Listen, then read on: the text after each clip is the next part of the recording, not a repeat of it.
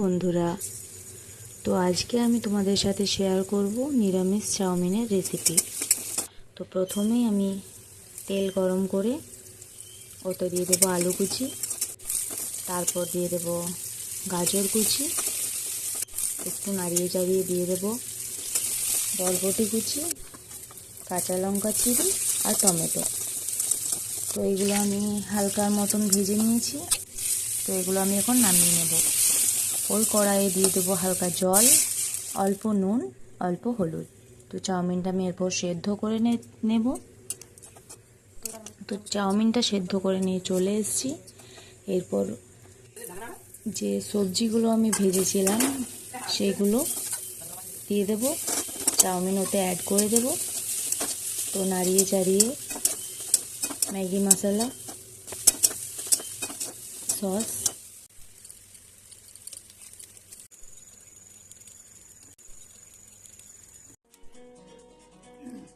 নাড়িয়ে চাড়িয়ে